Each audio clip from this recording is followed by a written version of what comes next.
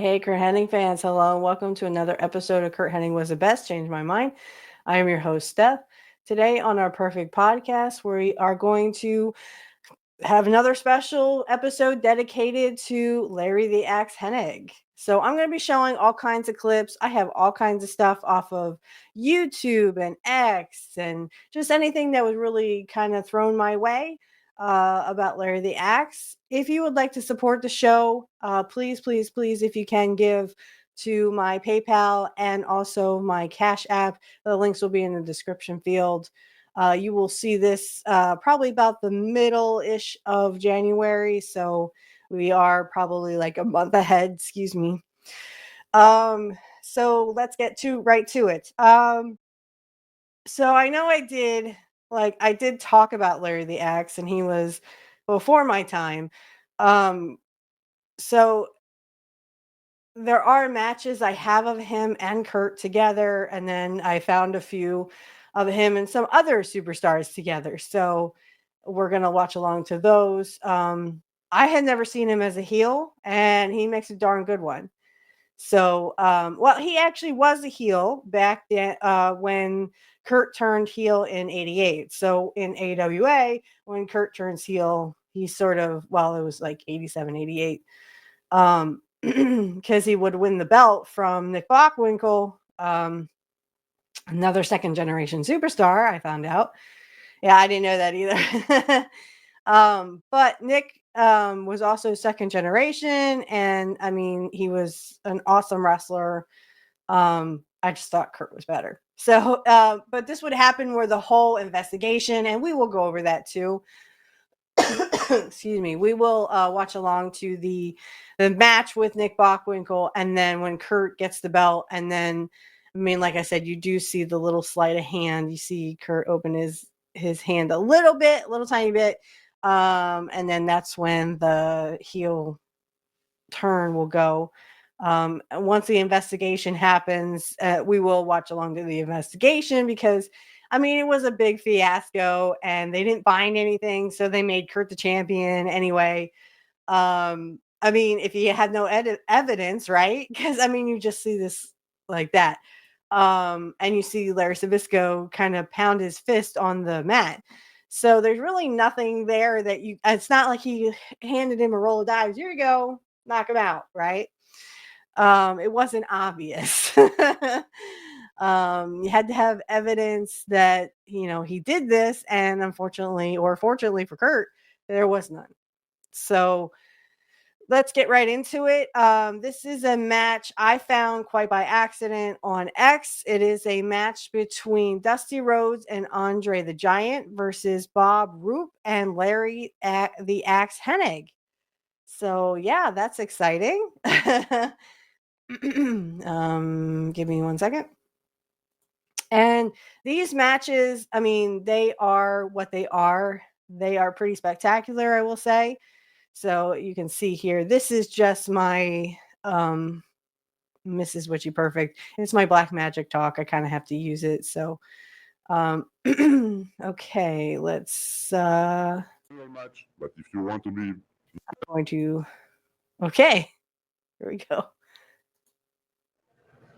hello, ladies and gentlemen, I have to tell you my name. You know who I am, Right. and I'm so happy to come back in Florida to see all my friends, Eddie Ram, Dusty Rhodes, especially Dusty In Rhodes. Florida. It was in I've told him Florida. many times, when you're in trouble, just call me. I'll be right there for you to help you, or not even to help you, but to lose the ring against some guys, like you said. Baron Van Raschke give you some trouble. Baron Van Raschke, A little assassin help number from one. my friends, huh? I'll be there, don't worry, because Florida, I love to wrestle in Florida. I don't wrestle in Florida for a long time. And Dusty, you can be my partner anytime you want. Even Oh, if I think I that's gotta go awesome. over in single match, but if you want to be me to be your partner, I'll be there.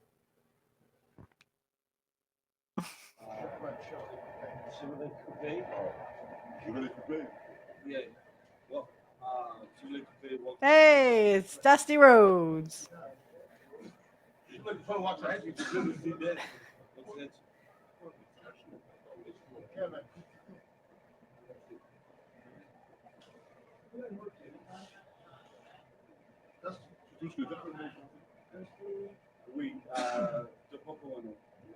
He's speaking French.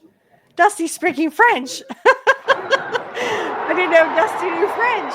Get out. Awesome. Ooh. That had to hurt.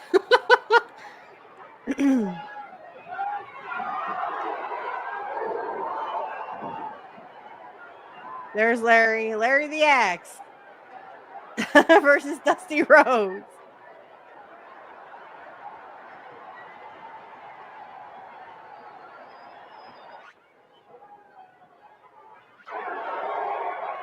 Oof.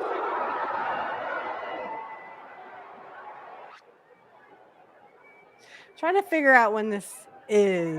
I don't remember now. 75, I want to say, maybe ish.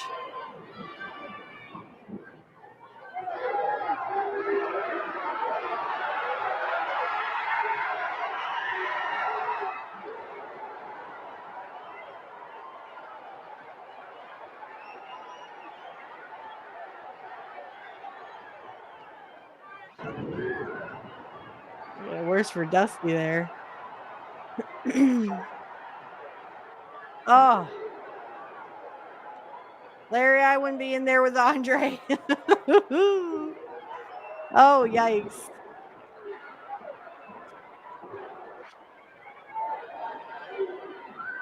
No thanks. No, thank you.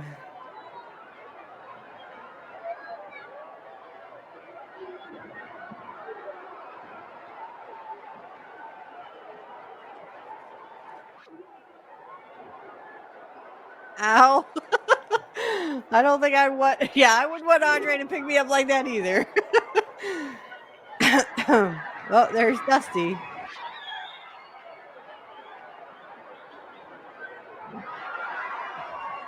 Oh.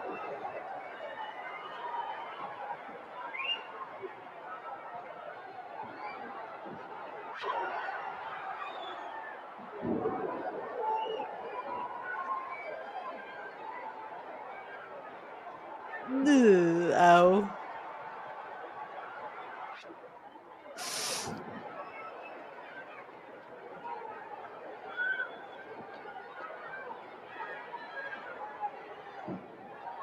Yeah, I wouldn't want to get Andre mad.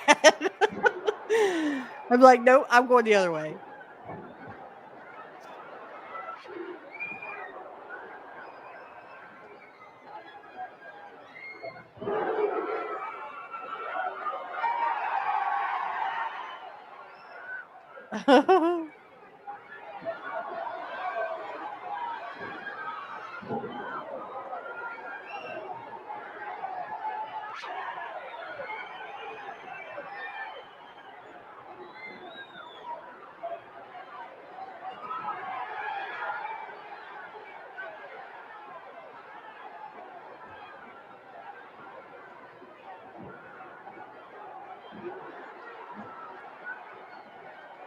Yikes.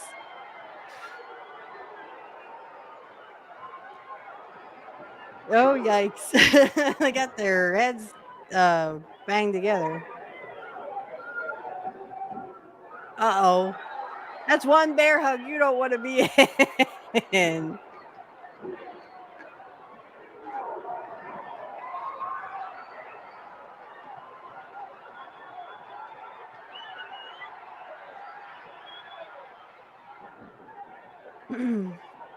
Whoa. He just pulled Andre off the apron there. Oh, they got the win.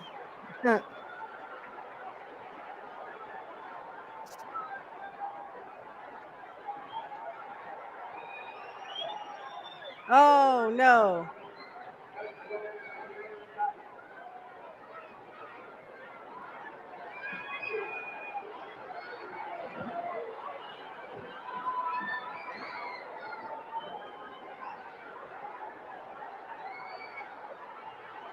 Well, you may have won the match, but Larry's not going to let you, live it down.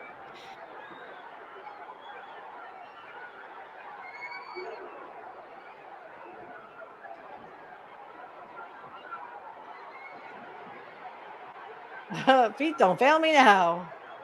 Larry's like, let's get out of here.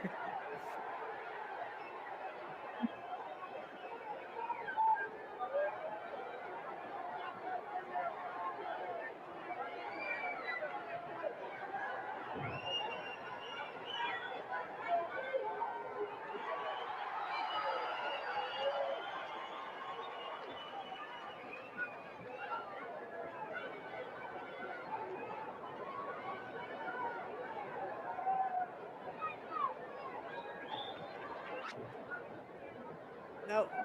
He's just gonna check him out. Okay, so yeah, that was a good little match between Dusty and Andre, and of course Larry the Axe Hennig. Um, a really great match, I thought. I wouldn't do that. I'd be like, no, Andre, not interested. Okay, so this other one is uh well, let me just say that it was a good match. Like I said, I didn't see the year. I think it was 1975, but don't quote me on that. Um, so I think, um,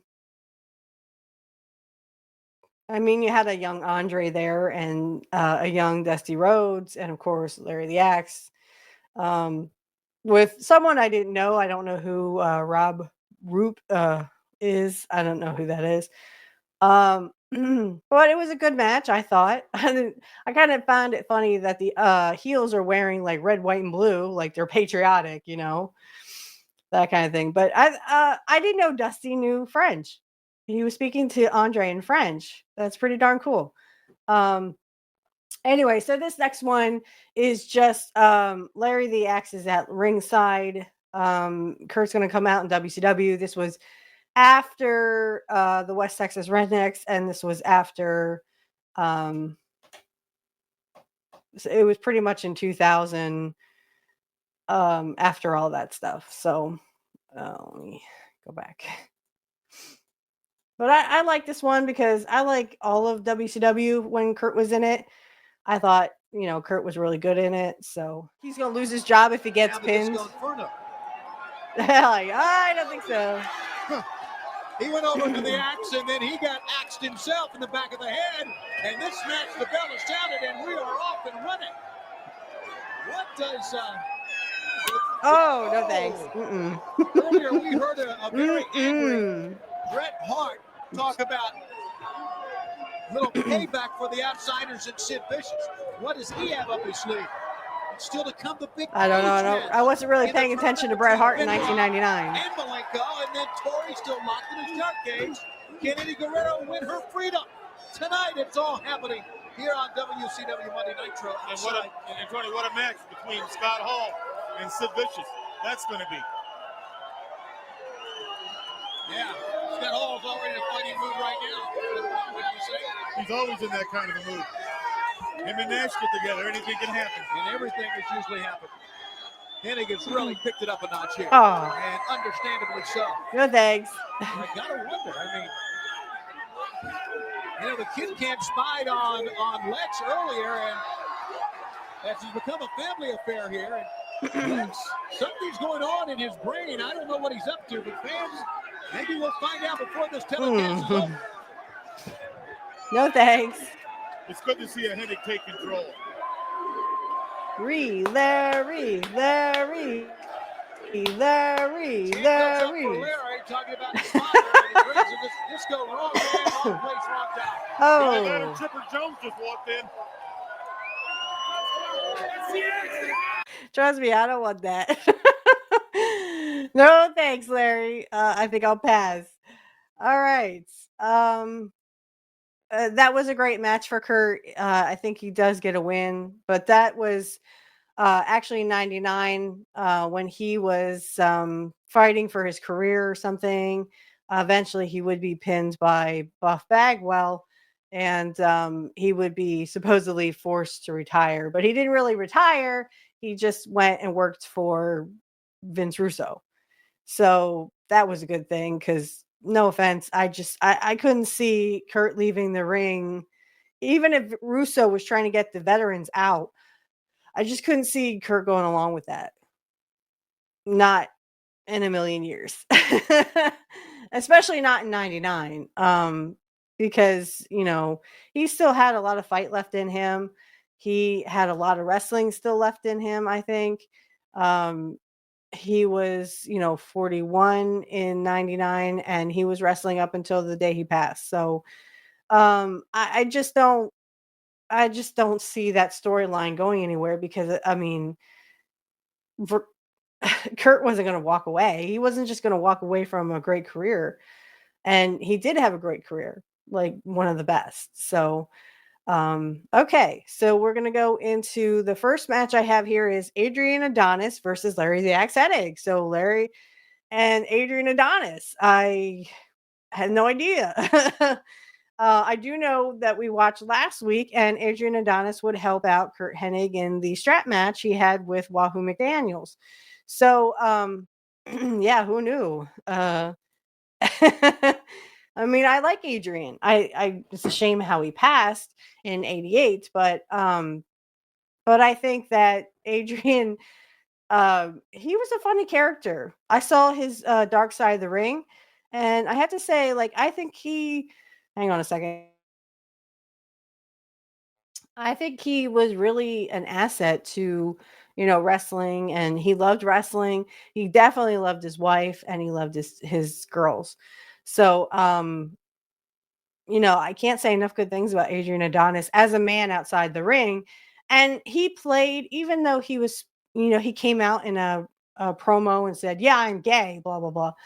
Um, I still think he played Adrian Adonis like really well. He really lived that gimmick, even though he was a straight guy with a wife and kids, right?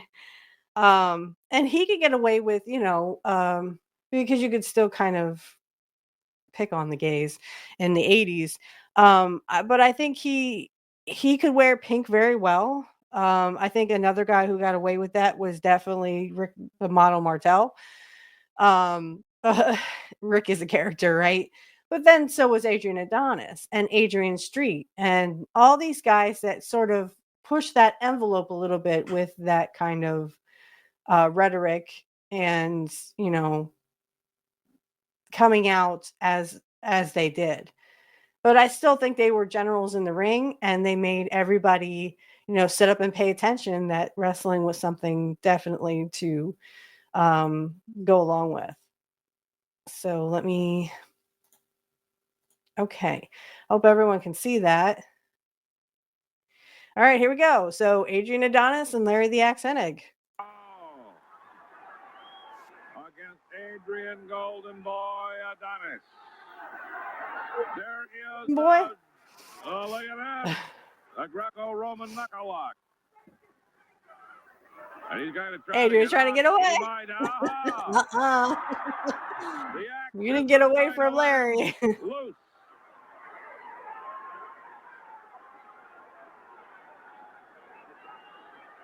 There's a rather defunct-looking grocery store. Nah. You ain't getting away with that. Northern Minnesota. No way. Golden Boy Market. And I asked Adrian Golden Boy about if that was part of his financial empire. He got very mad at me and did not answer. Okay. He has a very bad temper, too. I don't know. I didn't know Adrian Adonis personally. Oh, and the axe just gave him a couple of thumbs in the eye. The axe is well over 340 pounds now, I think. 325? 325, I'll give him that. And look at... Good golly, Miss Molly. The strength of this gargantuan man. Now, all you did was make him mad, Adrian.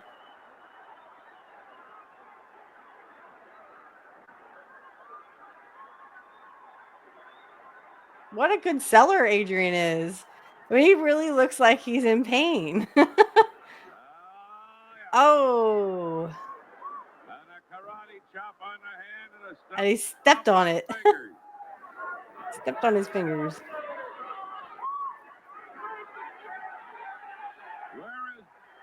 I mean, both are great showmen, but I mean, I didn't know Adrian Adonis could sell that good. Push this off.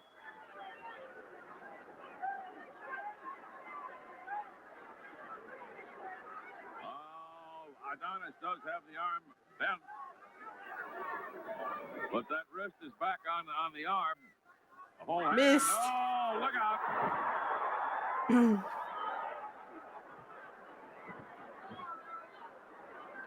I think Adonis got a cheap shot in there.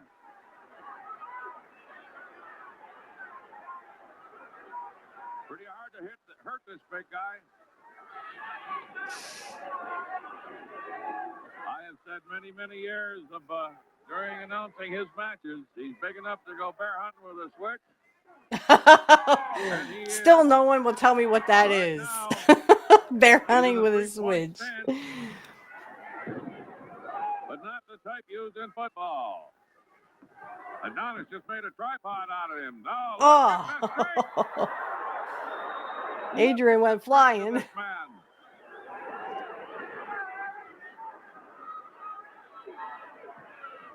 Whoa. Just a moment. Technically, that would be a disqualification, yes? The referee felt that perhaps Hennig helped himself go over the top rope. I think he was forced.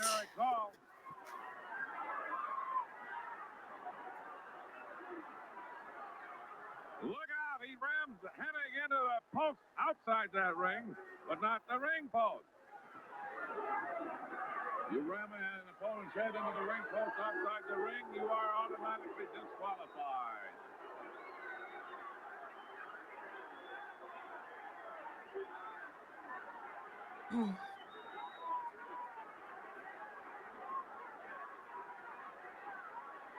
Hennig is bloody but unbowed.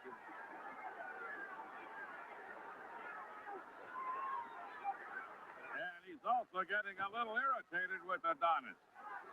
No, wouldn't you? Brains together.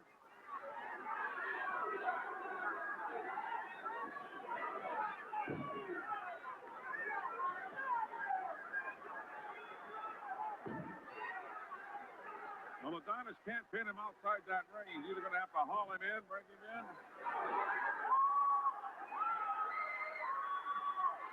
Look out. Oh, did he nail him on a double sled? When he hits you with that big ham hock, you know you've been had. That's why I steer clear of Larry the Axe.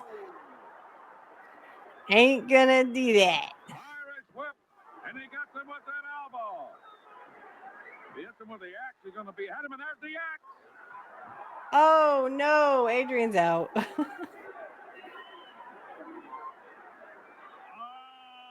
look at this.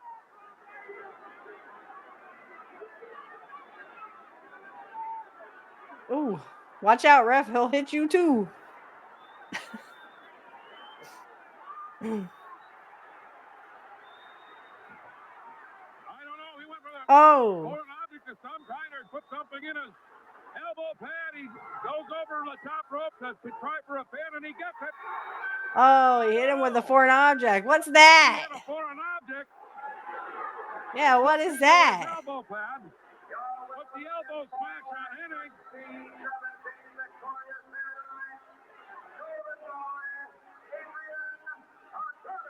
Okay.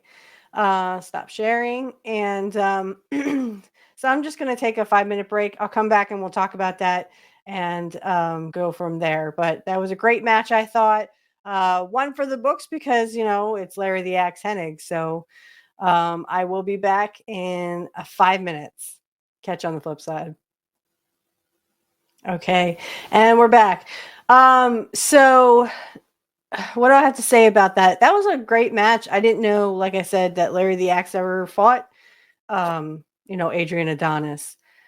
But I thought it was good. And of course, Adrian being the great heel that he is, he cheated and Larry the Axe was a good baby face. He sold for Adrian and vice versa.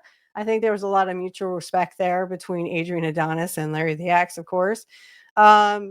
Yeah, I can't say enough great things about that. I mean, I didn't know Adrian could sell that great. I mean, holy crap. I mean, he actually, every time Larry would give him a high cha or something, Adrian would sell it. That was awesome. And like I said, I did see his Dark Side of the Ring. I do recommend it. I just don't think that, I mean, it wasn't as dark as everyone thinks it was. He passed away because he was in an accident. So, I just don't, it's not like most of the people from Dark Side of the Ring where, oh, they passed because of a overdose or something. Um, I just think it was a tragic, accident. And what a tragic accident was, who knows if Adrian had survived, what his career would have looked like afterwards. Maybe he would have gone back to WWF or something. So such a tragedy. Anyway, let's go on a happier note, please. I just don't want to cry today. So we have another match. It's Larry the Axe Hennig versus Meng or Haku. This was back in probably the AWA. This says March 28th, 1985. So 85. I believe Curt was in AWA at the time. He would be there from 84 to about 88. So about 4 years for Curt in the AWA. But I think that Curt in 85 and 86 was more like with Scott Hall and stuff. And they were, on and off. They were a tag team. So there are matches with Curt and with his father in Portland. If we have enough time, I can show you those. If not, I can show it another time. But they were great matches, I thought, even for Portland. Curt was really young then, like 24-ish. This is like 82. So like he was like 24, 25. And still very good. Even though he debuted in 79, he still had so much, like 3 or 4 years worth of, he literally stole the stage. I mean, eventually in 83, he would become the Northwest, easy for me to say, right? Northwest champion in Portland. So the heavyweight champion, he would win it from the Sheik. And you don't see that match because that was probably a house show, but there are a couple of matches. I think the one I wanted to go over, I don't think we went over it, but it was the Iranian death match, which I didn't know there was such a thing until I saw it in Portland.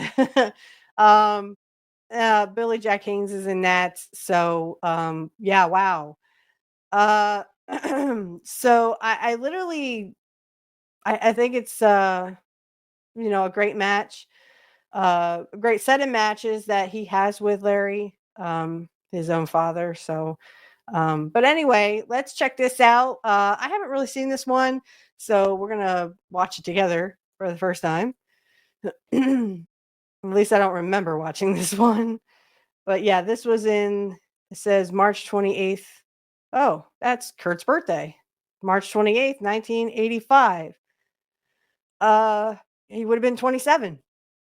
27 years old. Go him. So yeah, that's awesome. Yeah. 26, 27. So right, let's go ahead and hit play. All right, ladies and gentlemen, this bout one fall, a 30-minute time limit. Introducing first at 270 pounds out of the Kingdom of Tonga, here's King Tonga. That's what he was named in AWA. And his opponent, one half of the double axe attack out of Robbinsdale, Minnesota. He weighed in at 310 pounds. Here's Larry the Axe Hennig. 1 fall, 30 minutes, referee, Buddy Lane. Now down to Larry Nelson at ringside. Thank you, Ken Resnick.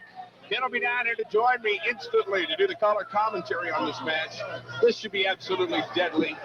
Larry the Axe Hennig, somewhere between 310 and 320. We got him officially at 310. He told me he had dinner tonight, so we better change that to 320. But it's brute strength with You this guy. can't. You cannot put on 10 And it's pounds not just by eating exaggerating dinner. to say that he is an AWA legend. King Tonga Nice not try. been here that long, but this guy does it all. Deadly martial arts, and look out! You want to ring the bell? This one's on. Look at the axe, Larry. Now, there you see King Tonga. He is definitely a master of martial arts. Larry, Yeah. you've got yours. I'll show you what the axe can do. You're not going to intimidate Yeah, Larry I the wouldn't Axe want Hennig. I to don't try care to if you got a intimidate Larry the self-esteem Axe. in No your hand. way, no how. Hennig takes Tonga to the corner. Out. Oh, kind of like.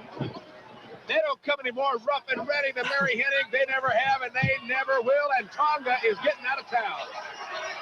King Tonga certainly bailed out a big hurry there. He went to country golf before the bell rang.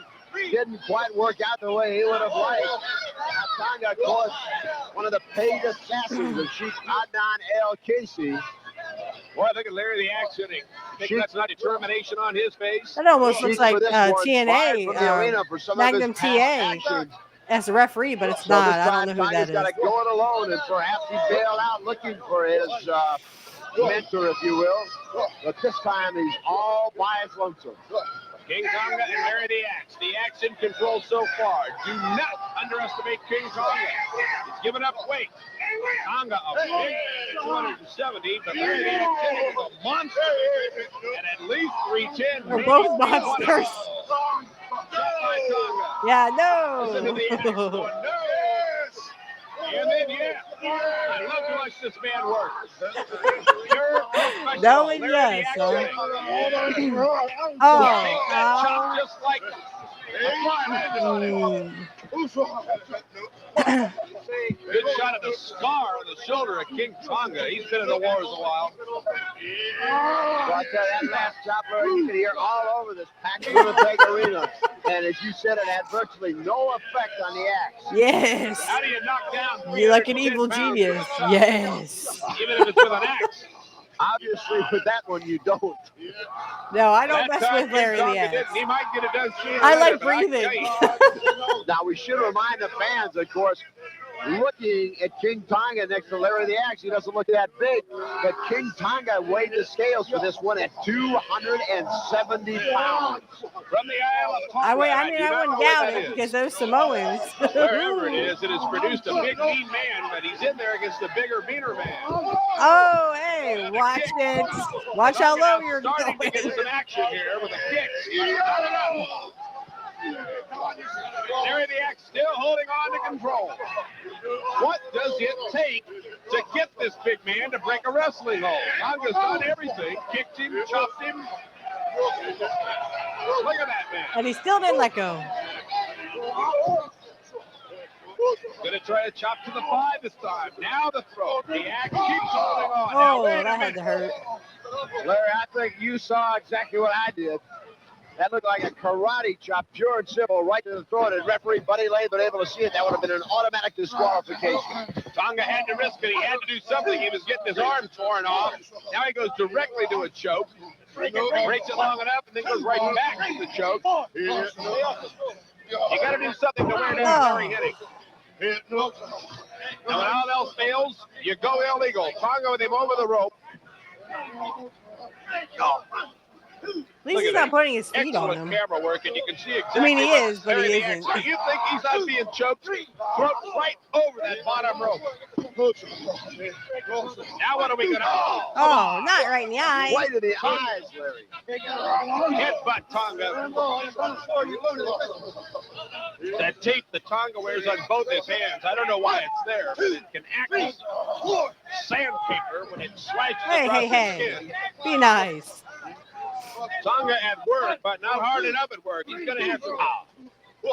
Wow. He's shaking his hand. That had to hurt. Like hitting a brick wall. Now that chin lock. And oh, buddy, does that I'm not put saying on Larry the pressure. Axe had bricks Now, for at the same time, in Larry, his head. he's driving But that knee into the middle of the back of Larry Hennig, so he's wearing him down. One, tremendous pressure on the back of the neck and also in the middle of the back, two different areas. The Axe is enduring this pain. What's it going to take now, Ken, for the Axe to get out of this? There's an excellent shot of that pressure. do anything you can at this point. One way of doing it, he gets to his feet using the ropes to help him spin over. Buddy Lane calling it off. Tonga with another one of those chops and a kick. He uses the martial arts so very well to complement his wrestling style. Although in reality, we haven't really seen him put out much of a hold. Now look at this. He's got Larry wrapped up in the ring rope. Oh. Well, he's taking those chops and that boot to the midsection. You got to spin out of that, Larry. But Larry the Axe hitting is a gut. Like an iron boiler. If you're going to hit him, you better hit him somewhere else. King Tonga has his man wrapped up, taking full advantage. Nothing Buddy Lane really can do. This time Tonga goes to the throat area. He's trying to get those ropes released. Now Larry's trying to do it himself, bridging out now, maybe. But now look at this. Oh. King Tonga. That'll make you throw up your lunch. He has to take these kind of advantages. He's outweighed by at least 40 pounds. And he's already found out that Larry the Axe is basically steel. Tonga goes to the ropes. Not in those ropes. Well, that time it backfired on him. Oh. Larry the Axe. A little bit of a low blow, eh? Right up to King Tonga's lower midsection, we'll say. We'll just say low blow. Now, here comes the Axe. Hey, you do what you gotta do. You do what you gotta do. Ow. I gotta tell you, an atomic drop after that knee we saw in the other region. The lower body of King Tonga. Tonga's got about this time to be asking himself, what in the world am I doing here? Now hitting, going to work on the feet. Very the Axe hitting. Now we're going to spread the legs a little bit. Oh boy, make a wish. He's sending those toes. He's separating the toes of King Tonga, Larry, with a big toe from the other one. But this time, working his fingers between those as well. But it's your fault for not wearing I don't know that I've ever been in a position like this before. Is that illegal? Separating toes? Larry, I would imagine it's the same rules that apply to a hand. You can separate the thumb from the other four fingers, but you cannot go between the fingers. That's the rule as it stands in the AWA for the hand. I would assume it's the same way for the feet. Well, Larry the Axe following up on a weakness. All great wrestlers do. Tonga in trouble. Outweighs. When you get 310 pounds coming across you with an elbow. Oh, right in the head. But don't underestimate this man from Tonga. He can go. And he's got that natural gift to come back after tremendous punishment that all the great ones have. Oh, no thanks. And I'm going to tell you, it's not everybody that can put that kind of punishment on. Like 310 pounds of pure, big, mean man like Larry Hennig can. And I don't want to find out. Now, you would figure, now I know doggone well, Ken Resnick, if he hit me like that, I'd starve to death before I stopped rolling. Tonga is down and taking more. Well, Larry, like cover. Oh, he came close. Like we talked about, King Tonga looks very small in comparison, but Tonga weighs 270 pounds against anybody else. He's a very big man. Look out, Ref. Look at Larry the Axe just picks him up and carries him out of the ring. Oh, plays a little slingshot with the top rope across the throat of King Tonga. And you don't think that'll take a win right out of you. Now we can get a shot at Tonga. Now look at that. Now look at that. Now you think that man isn't hurt, and now he's going to come on in with a face lock. And in addition, Larry, he's sitting right across the middle of his lower back. And you can hear King Tonga. I wonder if it's true that the Samoans actually snore really loud. I don't know. I never slept near a Tonga or a Samoan. Grimacing in agony. I mean, Hennig is pouring it on. And you can hear Tonga. He's just moaning. The brute strength. Look at the shoulders of Larry Hennig. You ever wonder what it looks like to sit right at the front row at ringside? There's an idea. Oh, the nose! Oh, a handful of boogers. Boy, you wonder. Very. He's coming back. Larry the Axe is down in front of us. Tonga is on his feet, but as you can well imagine, there's not much left in him. Larry the Axe working out. 10 minutes. 10 minutes. To the rope. Oh, we got plenty of time. Well, they both caught it that time. Both of them got more than shoulder. Got a little bit of head grabbing going on there. Both men are out. Larry, referee, Buddy Lay counting both men. Count is up to 4. Larry the Axe beginning to rise. Tonga now also. Buddy Lane has gotten to 7, getting to his feet. Tonga with a chop to the throat, and that's illegal. And come on, Buddy. Buddy warning him about it. You okay? Maybe not after that. And you know what kind of power it takes to move Larry the Axe Hennig like that. Tonga on him now. I wouldn't know. We'll go to the turnbuckle. And the boot from Larry the Axe. And now he's on the attack again. Larry the Axe hitting. Rope. He has him. Look at that. Tonga sails right out of the ring, Larry, down to this hard floor here at the Winnipeg Arena. Now, all this is plywood covering the ice that the Winnipeg Jets play on. If you don't think that's hard to lay on, there's no giving that whatsoever. There is nowhere soft to land after you take an axe. Knocked him through the ropes and on the floor. This man can power you. And now he's going to bring him back in and give him some more. Tonga don't want to go. Hanging on to that rope for dear life. Buddy Lane in there trying to see what's going to happen. Whoa! They're all going Whoa! Guys. Larry the Axe out on the floor now. Go easy. Go easy. Larry the Axe trying to get back Yikes. in. Buddy Lane, I don't know who he's counting on. Could be both men. They're going at this right outside the ring now. Now it's a battle. It looks like King of the Mountain. One man inside the ring.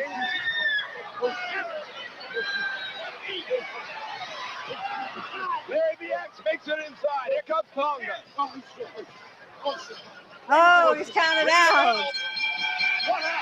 He was counted out. I think what happened, Larry, referee Buddy Lane ruled King Tonga did not get back in at the count of 10. There it is exactly. Referee says King Tonga did not get back into the ring by the count of 10. He counted him out. Larry the Axe is the winner. Oh, not right in the eyes. Buddy Lane counted him out, but wait a minute. They're still going hammer and tong. Hitting, puts Tonga out of the ring again. It's all over. King Tonga did not make the 10 count. Larry Hennig back in. Now watch the count. All right. I'm going to stop sharing there as little as music as possible that I can, not have to edit later. A great one, I thought. Yeah, that was a really good one. We might be, over tonight, and that's okay. These are some great matches. Here's one. It's the Crusher, Baron von Raschke, Larry Hennig against the Fabulous Freebirds. Okay. Yeah. So, what did I think of that? Wow. I never seen Larry the Axe take on Haku before. So I don't remember Curt taking on Haku, at least not in WWF, because again, they were all, they were all part of the Bobby Heenan family at one point. So I'm sure Curt would have loved to, wrestle Haku at that point, but he might have done it when he was a babyface very briefly in WCW. I just don't remember.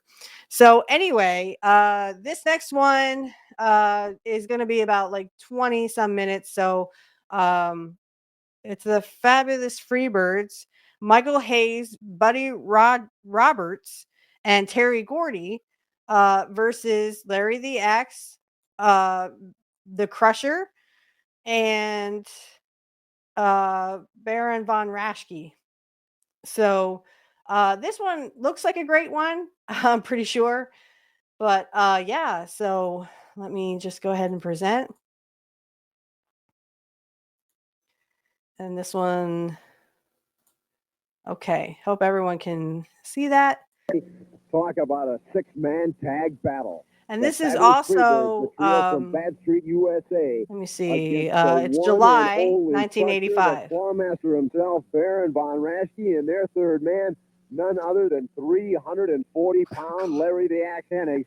Now, Larry the Axe and Baron, I don't know if you heard. I would not want to wrestle Larry the Axe. I'd be like, no. World is the Terry Bam Bam Gordy, all 285 pounds of him, has come back from the Orient and has perfected that lethal Oriental spike. And there's a tremendous amount of controversy about it. We don't know if it's a nerve hold, a choke hold, just exactly what it is, but it is devastating. Well, let me tell you something. The only thing that he's going to use that thumb for is hitchhiking. Because I'm going to tell you something. When he throws it in against this mighty axe, he's going to wonder where he got hit from and how many times. Oh, my. The party's over for the Freebirds. Uh-oh. The Baron, myself, and the Crusher are going to put him in a short place at a dead-end street. That's exactly where they're going to go. Myself and my boy, Curt, have been around the world a couple of times in the last 4 years. And it's only starting again in the AWA. And when you get people like the Baron, and you get people like the Crushers, and you get a Mad Hennig, you're going to have all the problems that you want. I don't want a Mad Hennig. I'm telling you something right out in front. I know that Oriental spike is devastating. A mad one. And I know the Freebirds are tough. I wouldn't want a Mad Hennig after me. And I'm going to tell you another thing. When we use the claw, the axe, and the bolo punch, I don't want to find out what that is. I'll tell you right now, you got to be plenty tough. Baron, we're going in there, and we're going in there with one thing in our mind, and that's to win and put the Bad Street back on the bus using their thumbs going out of town. Now, Baron, a lot of people feel you finally got the Freebirds where you should have them, no matter who's wrestling. If one of them is outside the ring, they seem to continually interfere. This time, it's 3 against 3 from the outset. That's right. They're all 3 in the ring, and they're facing the Axe, the Crusher, and the Baron. And I tell you this, Freebird, you've been flying high. But when we start plucking your feathers, I'm so sorry. I can't. You might have your spike. But we've got the axe, the bolo, and the claw. And that's all you're going to need to know. And we're going to send them right back to Bad Street. And they can use that thumb for a pacifier. Ew. I'll tell you, wrestling fans, remember, do tell your friends to tune in because it's coming up in just a few minutes. 6-man tag.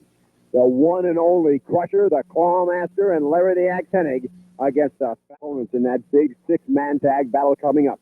It will be the one and only Crusher, the Clawmaster himself, Baron von Raschke, and 340-pound Larry the Axe Hennig, going up against the trio from Bad Street, USA, the Fabulous Freebirds, and Michael Hayes. Okay, I don't know if you heard Larry the Axe Hennig and the Nobody Baron wants to look at you, Michael Hayes. They do not seem to be overly impressed with the Oriental spike. They plan on countering it with the likes of the claw, the bolo, and the lethal axe. Your thoughts? Yeah, and a tank, and a full military army, and some nuclear weapons.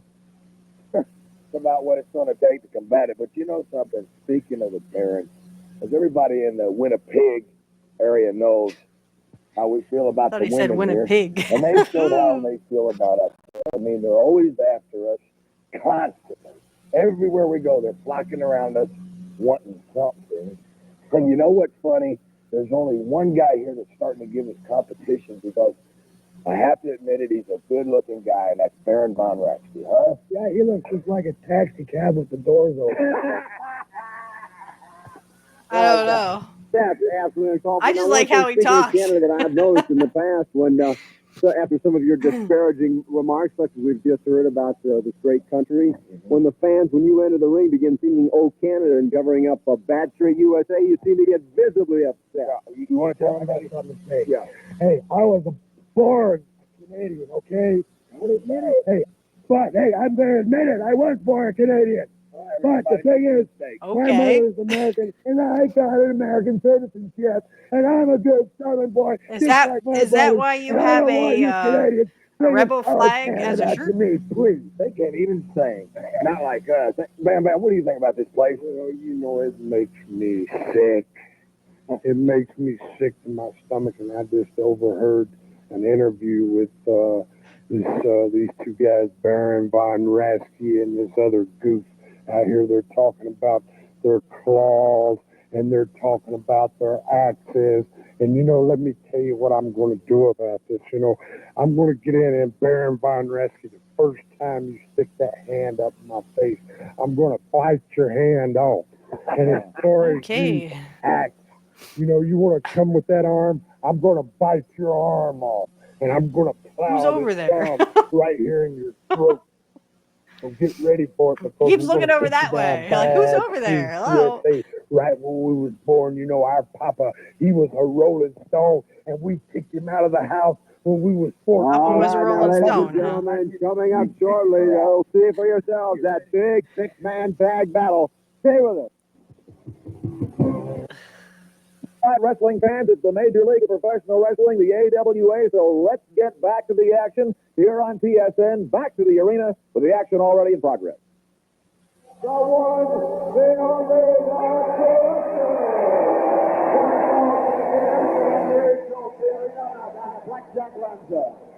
Thank you, Ken.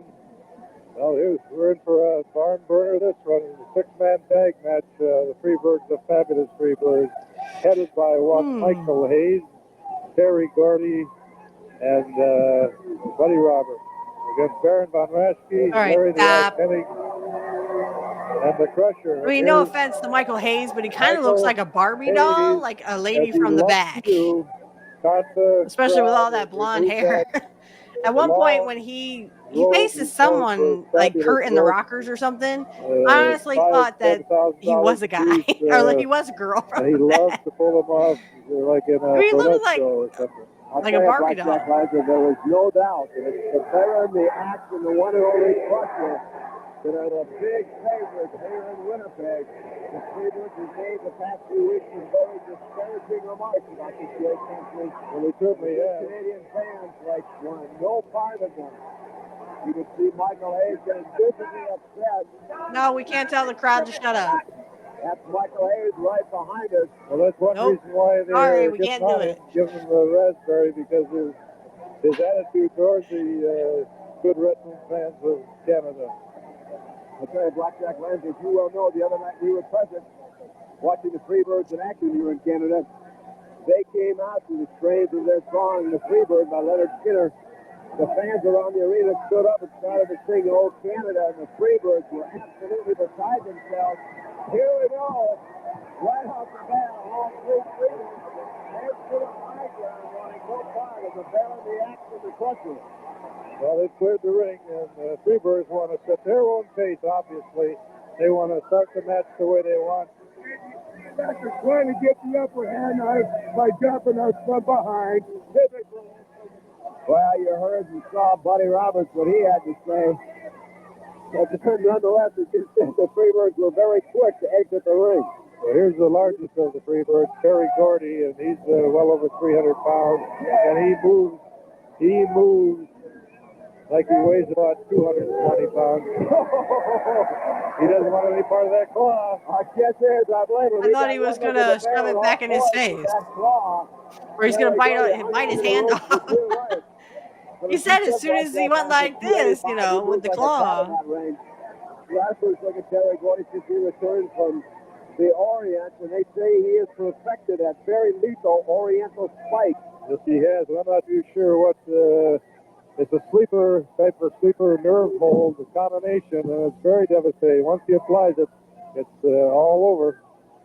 What he's going to see when he's getting ready is to hoist that big stomach-bitch in the air, letting everybody know what's coming. The Baron throws him off. Big hip lock. Very good again to the Baron.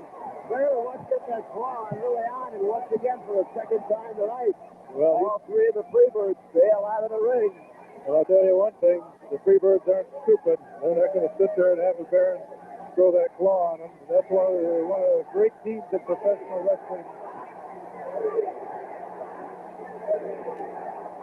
Crowd has spoken. Well, the fans here in Winnipeg voicing their displeasure towards the fabulous Freebirds. They're furious at the fans. They want the fans to sit down. They don't want any interference with the fans at all. Of course, the fans all do it all the more and all the hollering.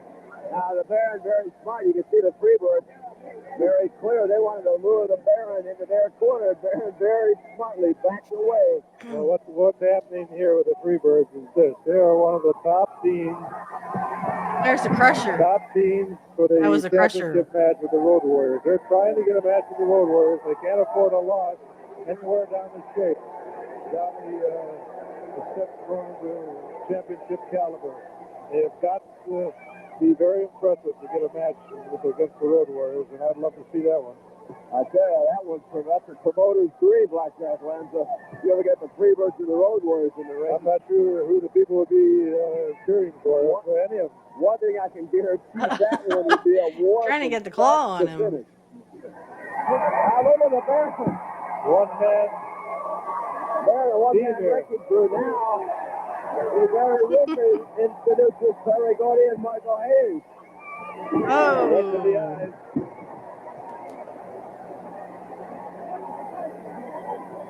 Now, once again, Baron is poised with those two fingers.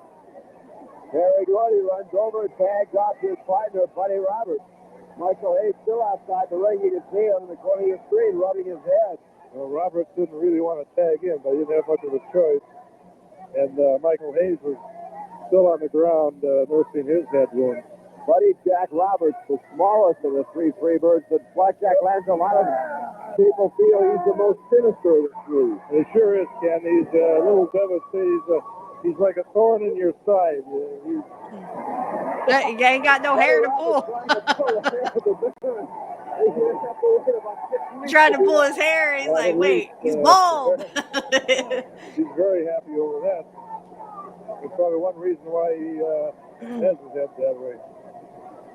One less thing to worry about. Now Roberts throws him off. And runs into a big shoulder of the Baron. Baron stands over Buddy Roberts. Goes right back to the headline. Tag off. Here's the look at the one mummy here to roar the crowd. The great man. Unbelievable, the fabulous Crusher. Off the rope, Buddy Roberts gets another shoulder.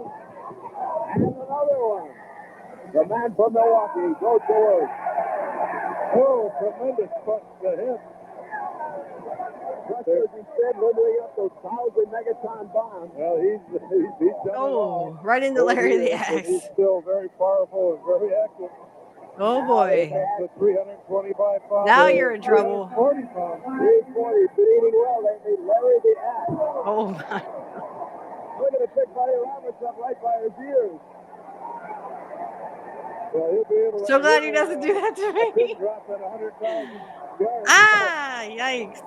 No thanks. He won't let go. I don't. Look at the size of Larry the Axe Hennig compared to Buddy Roberts and the referee. Very unorthodox wrestling hold, I might add, but very effective. The Baron helped him out with a little shot to the eyes. Baron reaches in, has his 2 cents worth. Michael Hayes does not like that. Larry Hennig trying to do the moonwalk, not as well as That is Hayes, hard to do. No, he wants Hayes in. Oh, look at this. He wants Michael Hayes. Well, he's got him because they tagged up. They made the tag. So Yeah, Hayes you has have to at least go in Now, there wait a and minute, Blackjack. I don't do know a if you one saw move that or wrap the something. tape that he had on his left wrist and has wandered around the knuckle area of his right hand. Now he throws the tape out. Yeah, believe me, he doesn't need the tape. Michael Hayes, he doesn't want any part of the act. Oh, Axe goes into the corner. He's got all three of them. One. He headbutts Michael Hayes. Never seen that thing before. Yeah, no thanks. Ooh, top turnbuckle. I'll tell you one thing, the fabulous Freebirds are the six-man tag I'm team so glad he champions of doesn't the do that world. to us. He'd Yeah, I rip don't your know, ears Jackie. off. I don't know that this is a championship. No, it is not. Wrong corner, dude. Uh-oh, Larry the Axe got the boot. Now what's he going to do? He just holds him there. Brett drags him into the center of the ring. I'm not He's sure. going to play a little ring around the ropes with Michael Hayes, and there it is.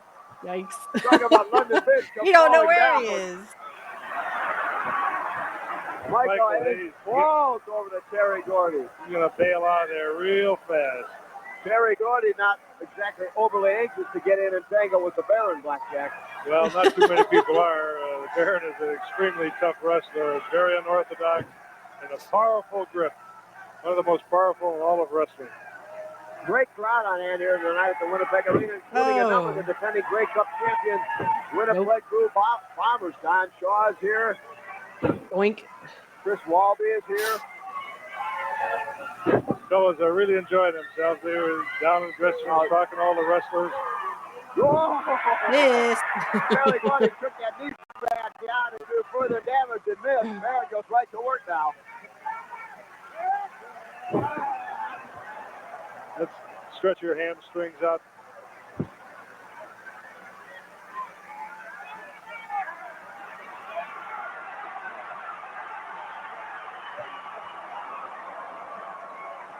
Elbow to the stomach area of Gordy. I don't think he knows where he's at either. Gordy's just going by the seat of his pants. Gordy puts the pressure up. Oh! Form of a backbreaker, but he took it right down to the mat, Blackjack. Well, here comes the crush.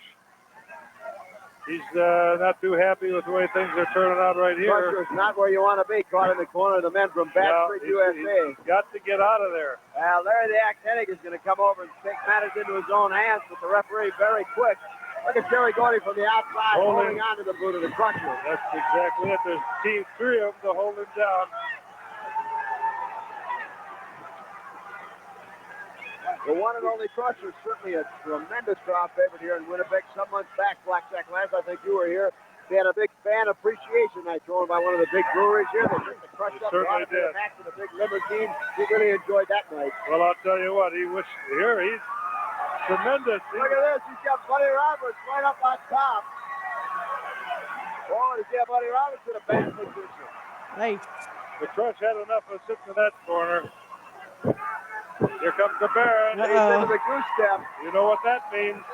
Oh.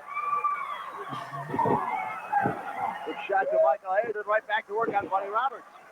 This is his favorite move, to soften them up. The head and turnbuckle, elbow to the throat. Ready for the claw.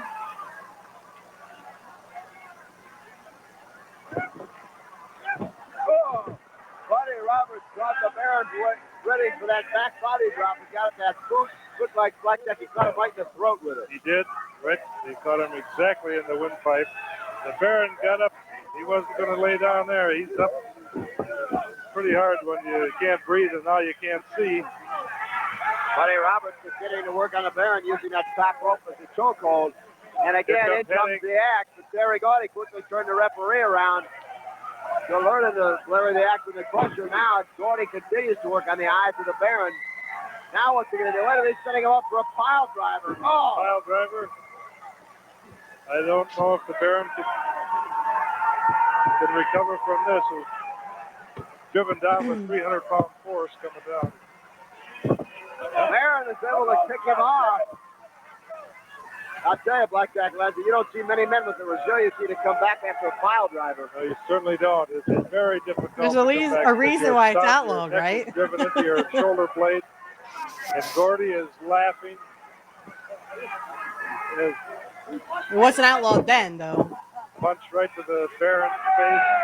The Baron is trying, and Hayes up here doing his moonwalk. Flees this punch. You don't look like What's Michael happening in this Jackson, match? though. The referee is trying to get Hennig out of the ring. The legal ones in are Gordy and the Baron. So he's just doing his job. He's not too popular at the moment with the fans. The Baron is starting to get up. He's starting to recover. Unbelievable punishment, and he's on his feet. But he is hurt. Yeah, he certainly is. Baron von Raschke, more resiliency than any man I've ever seen. Michael Hayes takes him down. Now goes into that reverse chin lock. The Baron, Blackjack, it's been about 5 minutes of kind of punishment he's been absorbing. He has got to get over both the one and only crusher, Larry the Hennig, very, very fresh. And you know, chomping at the bit to get into that ring. Tremendous amount of trouble. He is punishment. I've never seen the Baron take this much punishment. He's got to get to his corner. The fabulous Freebirds from Bad Street, USA, certainly living up to their nickname of being out of Bad Street. Larry Hennig down on the ropes trying to encourage him to try to get to his corner.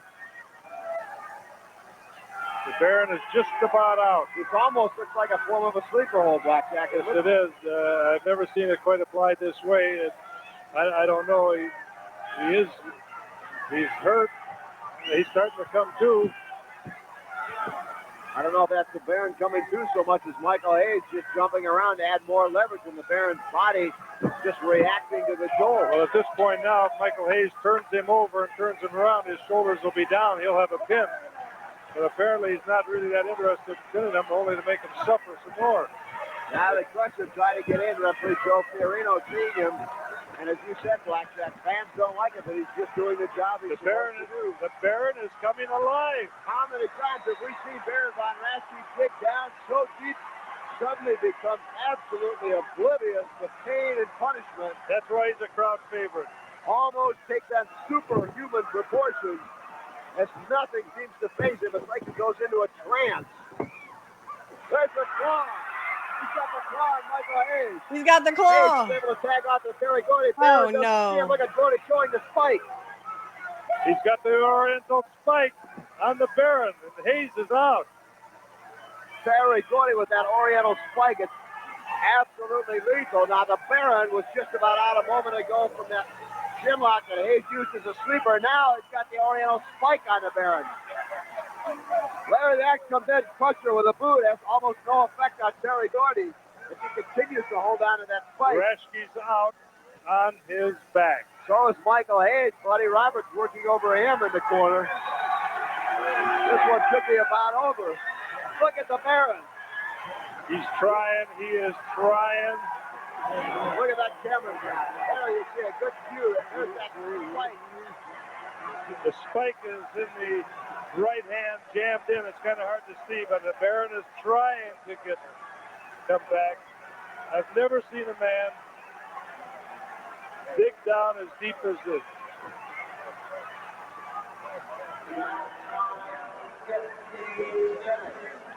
$15 minutes. I don't know if the Baron can come back after this. That Oriental spike is a form of a sleeper.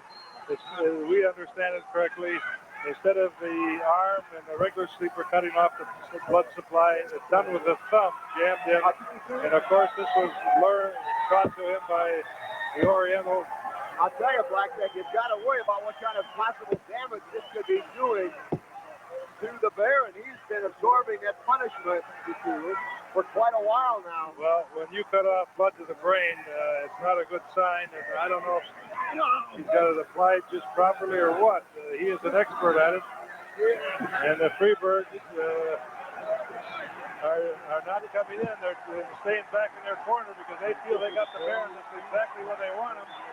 And Hennig and the Crusher have to stay in their corner because legally they're not due in. Baron, we can see your mouth moving. I don't believe it. The Baron somehow, Mike can't believe what we're seeing, Blackjack Lanza. A normal human being would have been out long ago. Well, the Baron is not normal, that's for sure. He's trying to get to a corner. He got to the rope. They'll have to break it. He is hurt bad. I don't see him. Look at the Baron. Right back in the claw. What is even keeping the Baron on his feet? I don't know. And suddenly he clamps the claw on Terry Gordy. Gordy gets over, tags off to Buddy Roberts. Tremendous amount of strength. Wow. Roberts very quick goes to the cover. Attitude, Baron is able to kick him off. Now Buddy Roberts trying to set the Baron up for a pile driver. He's got him out, not quite. He can't quite get him up. Look at the Baron. Back body drop up and over goes Buddy Roberts. Come on, Baron, tag. You're there. You're almost there. Tag Larry. I don't really think he knows where he is. He's going to the wrong corner. Larry Hennig is trying to give him directions. Here comes the Crusher. And is he loaded for Baron? Look at the eyes on the Crusher. Look at him go after Buddy Roberts. Well, you guys can both have it. Hayes will work too. Double headbutt. Double team the Crusher. Crusher jumped right Missed. And he was just in a double close man of his own. He pulled him. Now the tag off to Larry the Axe. And you got 340-pound of man Larry the Axe Hennig. Oh! Hiya. The ring almost broke. I don't know if Buddy Roberts can stand any more of that. Larry the Axe Hennig absolutely going like gangbusters. Oh. He missed it to a double clothesline from Hayes and Gordy. Now Roberts with the upper hand on the Axe. Front face lock. Look at the Axe. He just picked him right up by his neck. I don't believe this. He just picks him right up and drives him back. Here comes the Baron in again. The Baron wants to get that claw on him. Referee Joe Fiorino didn't see it. Now wait a minute. Terry Gordy off the top rope. Oh, guy's own guy. Larry Hennig got out of the way and he hit his own partner, Roberts.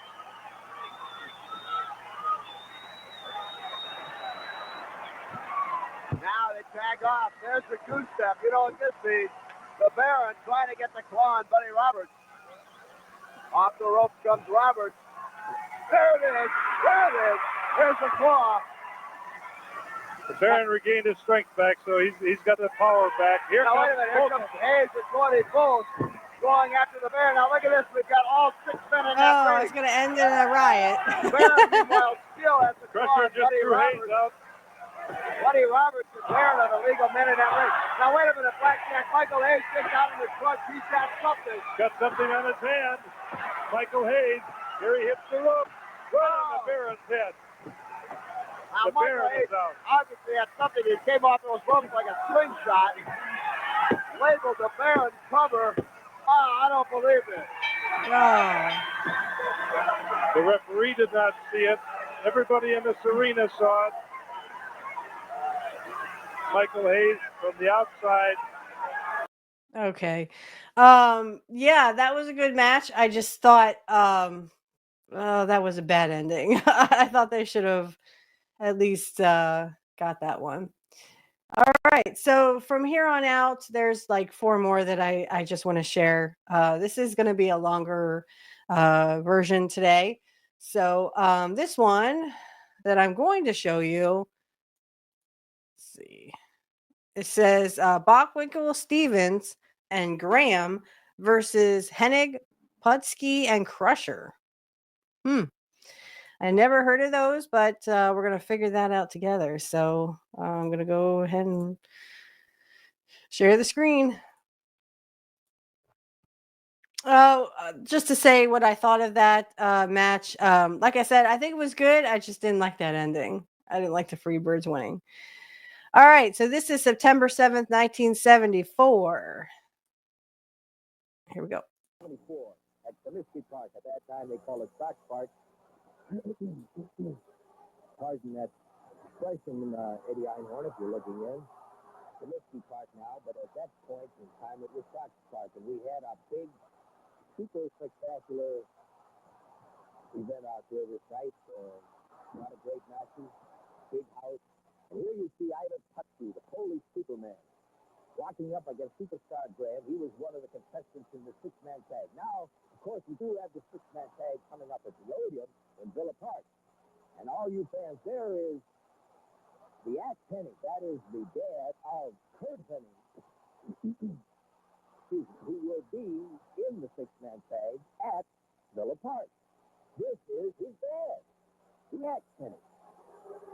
That's right, fans. I don't know if that's 74 then, because again, Curt didn't debut unless he was just like a spot or something. I was gonna say, I don't remember Curt wrestling in 74. He would only be 16. Here we have the Crusher in there against Superstar Graham. What a six-man tag this was, fans. Superstar Graham in with the Ray the Crippler Stevens and I believe Wicked Nick Bockwinkel. I think it is Wicked Nick Bockwinkel is the, of course, you had the AWA Tag Team Champions, Bockwinkel and Stevens at this time in history in professional wrestling in Chicago. And Superstar Graham joined with him in this six-man battle. We had Ivan Putski, the Superman, the Polish Superman. And he's teaming with the Crusher. Nick is always a heel. It seems like Nick is always a heel. And the Axe Hennig. Look at the Oh, here's Larry the Axe with Nick Bockwinkel. elbow there, and he smashed it into their heads a lot. He also thought, look, there he gave him a little shot along the pipe. Down goes Bockwinkel. It was very good. That's for good reason why we always tried to look inside their head after the match, or even before the match, to see what was being carried in there. But we never did find anything. We just think it was just that big tough elbow of Axe Hennig. There's the Axe working on Wicked Nick Bockwinkel. Ivan Putski, the Polish Superman. A great favorite around Chicago. You know, say, down comes the Axe Hennig against Nick Bockwinkel. Nick off the rope.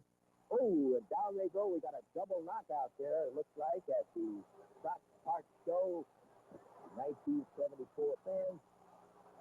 I mean, he keeps saying it's 1974, but I mean, maybe it was just to see if Curt liked it when he was 16, to see if he liked professional wrestling. I don't know. All I know is in 74, Curt was 16, so maybe. Between the time they're in the action. Therefore, you've got a very, very exciting match in the six-man tag. Superstar went into the corner. You missed. Outside of the apron there. Your referee of distinction, Henry Van Leeuwen, trying to keep the thing going here. And another fast tag. Putski came in with a hard right. And he's really working over Superstar Graham in there. Look at Putski. He gives the Crusher the big tag. The big tag. This was a powerful Polish duo. The Crusher, of course, from Milwaukee, proud and Polish. And Ivan Putski, the Polish Superman. They keep calling him the Polish Superman. Guess that's what he was known as. Looks like the ground ball went over there. Okay, fans, we're going to come back and show you. Look at Putski. We're going to show you some clues to this match. But first, let's hear this about the Odeon show coming up with Figure with a six-man tag at the match. You heard all that information about the big Odeon show we got coming up. I hope you got that nice and clear. We're going to give you another bit of information on the Odeon after this particular segment on the six-man tag. Now, we're showing the six-man tag because, number one... Billy Graham. I can't believe that's Billy Graham. Though I know he would travel in territories. Obviously, they all would travel in different territories, but the same Billy Graham that would eventually be in WWF. Look at this. Now they double team the Axe Hennig. Now remember, Curt Hennig, the Axe's son, will be in the six-man tag at the Odeon in Villa Park. And he'll be up against some tough foes because, of course, we got the Mongolian Stomper, we got the Barbarian, and if that isn't enough, we've also got Doran Zukov. And then we got Scott Hunk Hall, Hennig, and Bear Rasky is the other. Yeah, that must have been a weird expedition. A 16-year-old fighting. Here we go at the I mean, he wouldn't be 18 till 76. So.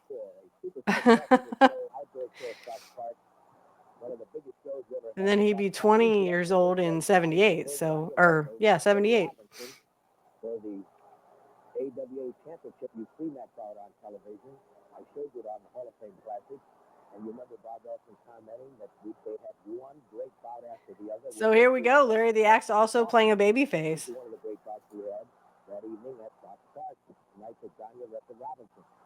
Here goes Cashapp pounding Superstar into the corner. He says one more time into the other corner. Superstar Graham. Yikes. Now Bachman came Oh. Superstar, he gets it. And now Superstar's down on one knee. Superstar Graham, one of the great superstars of all time in professional wrestling. Now you can see the Axe Hennig, why he was one of the great superstars. Oh no, Nick Bockwinkel, get out of the ring. Chicago and international wrestling at this time here in Chicago in 1974. This was the cream of the crop. These were the greatest wrestlers, and there they were here at Fox Park. Now you see Henry Van Loon trying to restore order. We can see that Nick Bockwinkel has the upper hand on the Axe. Is that Nick? No, I'm sorry. That was Ray the Crippler Stevens.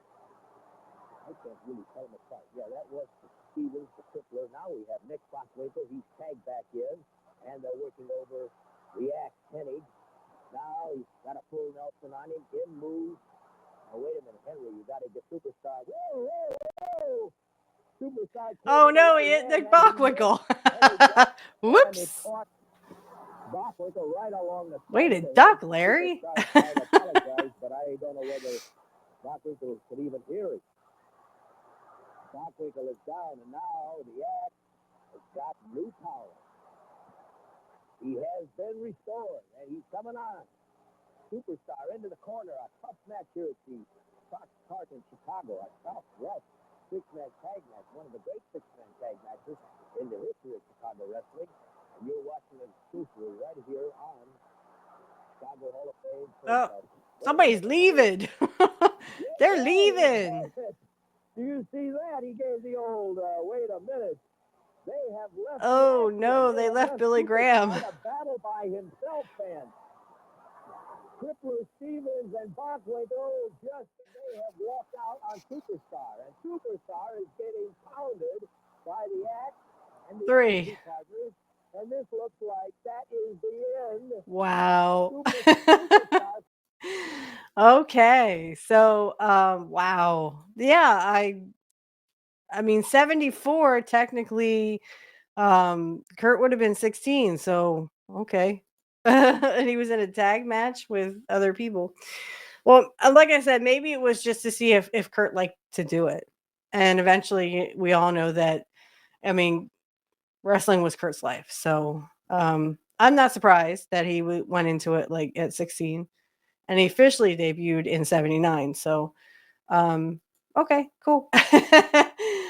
This one is a quick one. It's a 2-minute match or a 2-minute thing with Larry the Axe and Johnny Valiant. Let's see. This is the graphics aren't so good. It's with an 8mm camera, a Super 8 camera. So it's really grainy, but I figured we could just kind of like listen along to it, and it doesn't give a date. So almost done.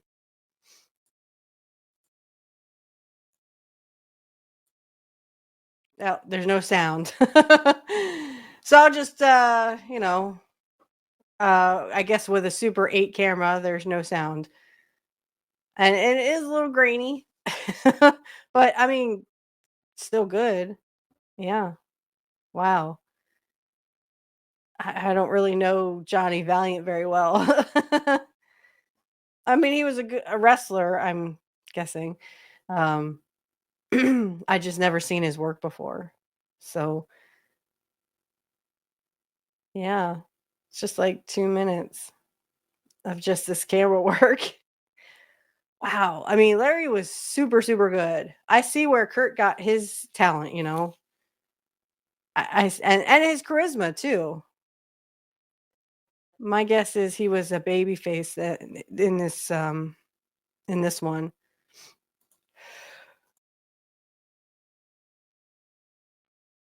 Yeah, wow. Oh, he gave him the high cha. For those on YouTube who can't see this, it's Larry the Axe fighting or wrestling Johnny Valiant. It's only 2 minutes. I figured just show like a little bit of it, and then we can stop sharing there. And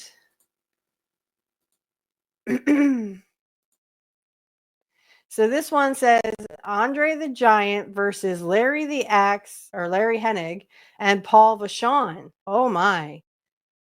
What a great combination there. So so this says September 1st, 1972. Now Curt would be 14 in 72. He would be 14 years old. Wow. Again, I would not go against Andre the Giant, but hey, everyone can do what they wish, right? All right. Here we go. The Giant. Boy, does the big giant from France have his work cut out for him this week. A handicap match featuring Andre the Giant taking on 2 men. Here at Soldier Field in Chicago, that is pretty boy Larry Hennig, Robbinsdale, Minnesota. Well over 300 pounds, his partner, the top ring rope, Paul the Butcher Vachon from Algiers. Oh. Backbreaker. Andre the Giant at 7'4", 507 pounds. He is throwing Hennig around like a rag doll. That's why I wouldn't go against Andre. Huge crowd here in Chicago. Taking a look at this phenom, the 8th wonder of the world, Andre the Giant. The 25-year-old Frenchman is sizing up his opponents. Who would ever accept a match with these stipulations? Having to defeat I don't know 2 men. he actually was not in that ring, that side of the ring, Andre but I the guess I'm Giant. going to let it go. Gladly accepting that. What is Vachon trying to do? You've got to be kidding me. Trying to put the bear hug on Andre the Giant? Okay. That was weird. And there's a ref. He doesn't look much like a ref. I mean, he's not wearing the shirt, you know. He's Andre wearing from all black. Grenoble, What's France. what's that all about? He is new to America, and from the reaction of the fans here at Soldier Field in Chicago, he is going to be a big hit. Pretty boy Larry Hennig. Why would you possibly lock up with the likes of Andre the Giant? Give me a break. There's a strategy always. I wonder if Curt was in the. Take a look at the size of those hands on Andre. The boots, like in size where the fans 23 watching and his a dad half wide. wrestle Andre the Giant. That would have been cool. I mean, he would have been 14, so. And for a man who is 7'4" and 507 pounds, he moves like a cat.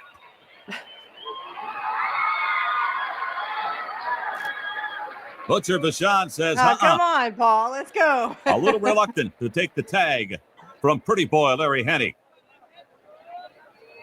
Butcher, of course, known, along with his brother Mad Dog Vachon, as 2 of the greats from North Africa. I think it is. Vachon with a couple of good shots to the upper chest. Good that last one, golly, I think, hit the jaw of Andre the Giant. But take a look at that reaction. Smiles and shakes it off. Oh, boy. Irish whip is now Andre the Giant. Really goes on the offensive. Vachon is begging for mercy. He'll get none from the Frenchman.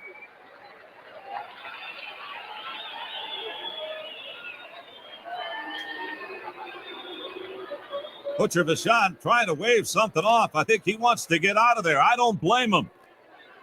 I guess I don't either. Why in God's name would you want to go in there one-on-one with the eighth Andre, wonder of the world? Yeah, with Andre the Giant. Andre the Giant right now, sought after by wrestling promotions all over the world. He is truly an international star. There's a pickup. Wow. Butcher Vachon picking up Andre the Giant. Turnabout. Fair play. Big body slam. Wow. Andre could have gone for the pin, but says, oh, no. Now, pretty boy Larry Hennig and the Butcher double teaming Andre the Giant in front of this capacity crowd outdoors here on the waterfront of Lake Michigan at Soldier Field.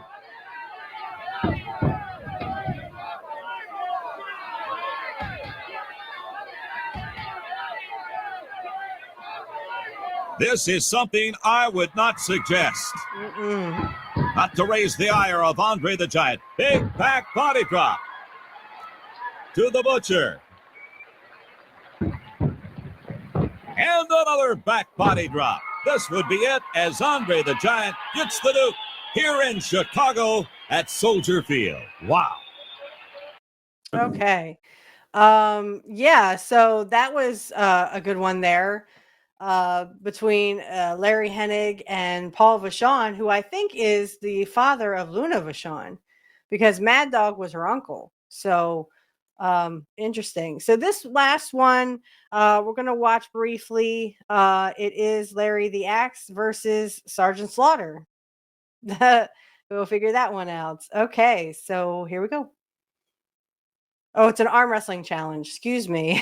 It's an arm wrestling challenge. But still, I can't. I personally would not want to get into an arm wrestling match with Larry Hennig. That would not be my no. I'd be like, no. I'm not getting into anything. You know? Okay. Share. Make that big screen. And make sure we can hear it.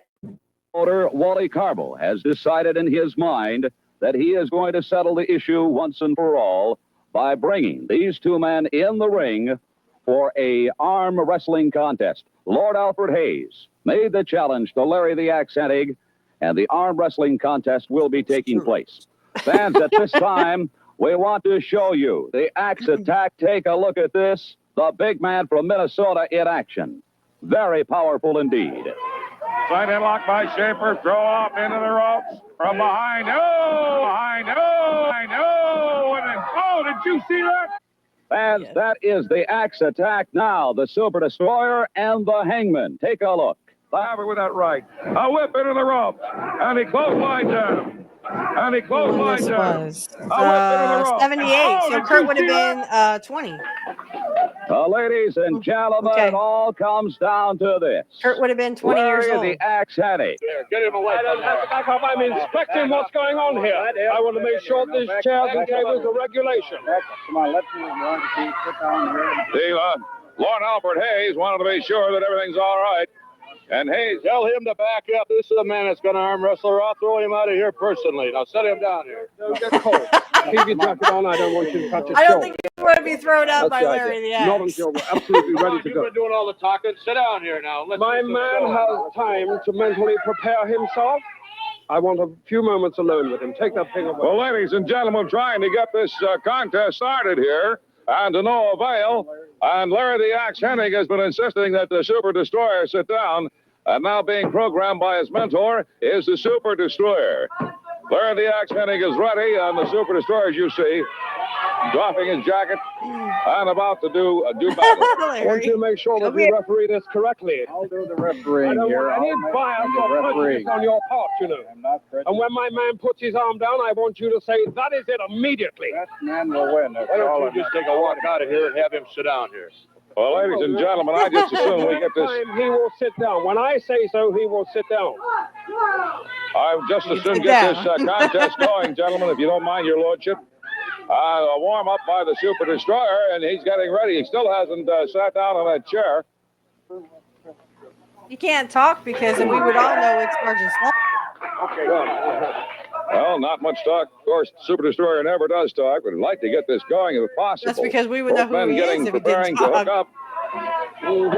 Everybody remembers Sergeant Mark Slaughter. 2. Take your time. That's the idea, Mark 2. Remember what I told you. Keep in mind what I told you, Mark 2. Sit down. Yeah, I'm going to beat you so fast you never know what's going to hit you, my friend. Just take your time, Mark 2.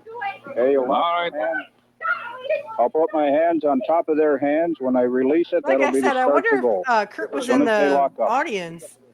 Well, now you Well, watch he would it. have been. He would be Come on, now, debuting in let's get in here. '79. I'm going to have to give him the message. You want me to give him? Come on, wait a minute. Take that microphone away a moment. Take that away. Well, good grief, ladies and gentlemen, some final words. Larry, isn't this a little disconcerting to you? That's right. All he's trying to do is psych him up. That's all he's trying to do, but he's not going to work. It's not going to work. It's not going to work for him. Oh! Pound on the table, why don't you? We may get started this time. All right, their elbows are firmly planted on the table. And the Super Destroyer moving his right hand again. They're going to have to have their elbows on the table, are they not? Referee? Put your hand down here and lock them up. Let's go. Now, when I'll... Hold it. Just a moment. Hold it just a moment. Just a minute. Hold it. Did he He's say, I beginning didn't to hear cheat start. already. His elbow is not in the right place. What do you mean, Amy? I want his elbow moved to here, to this point here. You ready? When I release my hands, that'll be the start to go. Right, hold it. Wait. Just one moment. Now what's the matter? The man is cheating again. Look what he's doing with his legs. You are cheating with your legs. Now put your legs straight under there. All right, I'm refereeing this here. He is cheating. The man is cheating. It's all right. Right, Okay, now, let's go now. Elbow here. Elbow just there. I want the elbow there. You're the referee. That's right. Now, Take you charge stay out of of this. Keep tapping on Wait the a minute here. Now, table. let's lock up here and do this properly. All right, now, Come on, Most leverage you come with your legs. Get the most leverage you come with your. Just one moment. Just one. Hold it. Now what? His hand is in the wrong place. I want his hand over there. I want his hand over there like I've had enough of you now. That's right. You're out. Take control of stay out of the way. That's I'm it. going We're to put your hands on me, you. As soon as I release my hands, we'll go. Okay, you ready? 1, 2, 3, go. Go. All right, now we're ready to go. And the signal's been given. Both men. Now, Larry the Hennig seem to have the advantage. He is more leverage going toward his left. And the Super Destroyer's arm has gone over about 3 inches. Now, Bring it in, Mark 2. Splendid. That's the idea. Mark 2 bringing that arm back up. Hennig's face is fire red right now, expending a tremendous amount of energy. Just hold him in check, Mark 2. Hold him there. Hold him. Come on, His Larry. arm isn't moving over at all. Let's go, Both men Larry. seem to be at a Come stalemate on, right now. Larry. That's the idea. And Hennig. That is the idea, Mark 2. Mark 2 has Come the on, fans going Larry. for him right now as he has Hennig's arm over a couple of inches off center, about 4 inches off center. Hennig's arm is going down close to the table. Come on, Larry. About 3 inches off the table. As the Super Destroyer is putting tremendous pressure and tremendous effort. Look at Hennig reaching down. Looks like he's gazing off into space as he pulls out every ounce of energy in his body. Push him. Hennig is at the advantage now. Super Destroyer's hand is about 3 inches right off that table.